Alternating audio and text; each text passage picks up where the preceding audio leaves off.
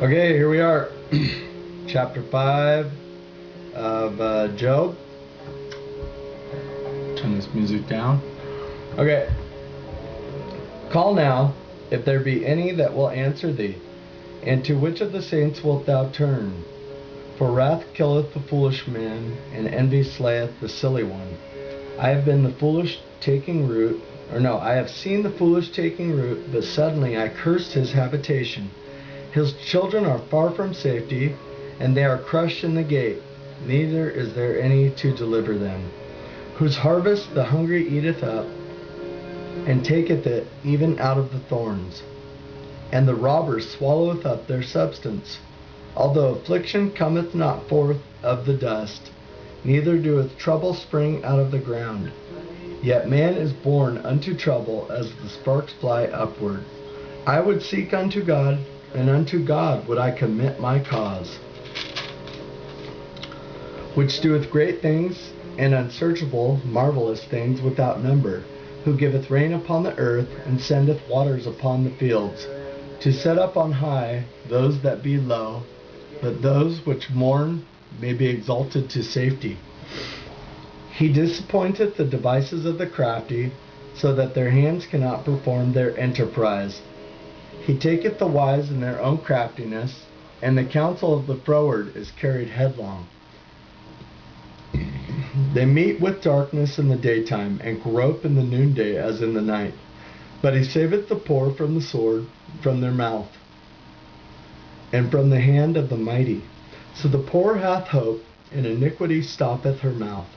Behold, happy is the man whom God correcteth. Therefore despise not thou the chastening of the Almighty. For he maketh sore and bindeth up. He woundeth, and his hands make whole. He shall deliver thee in 6 troubles. Yea, in 7 there shall no evil touch thee. In famine he shall redeem thee from death, and in war from the power of the sword. Thou shalt be hid from the scourge of the tongue, neither shalt thou be afraid of destruction when it cometh. At destruction and famine thou shalt laugh. Neither shalt thou be afraid of the beasts of the earth, for thou shalt be in league with the stones of the field, and the beasts of the field shall be at peace with thee.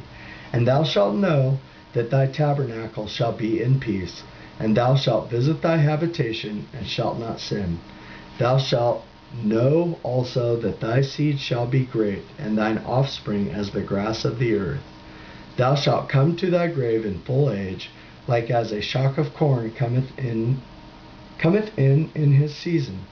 Lo this, or look at this, we have searched it, so it is, hear it, and know thou it for thy good. Okay.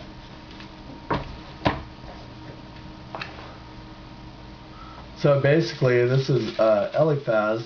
In chapter 4, we're talking about Eliphaz basically trying to counsel Job the best that he could. But at the start, he says,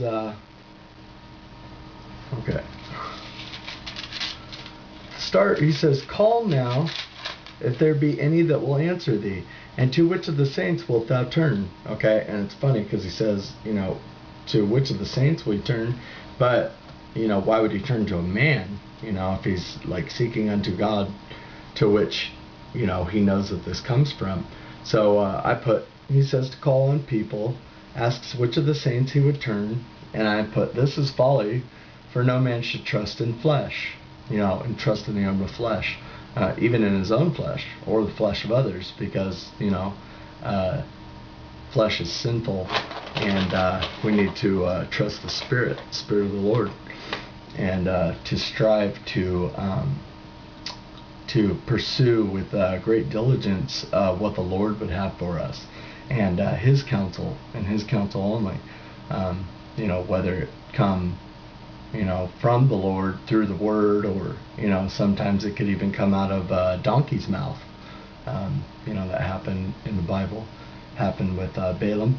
So I put, no man should trust in flesh.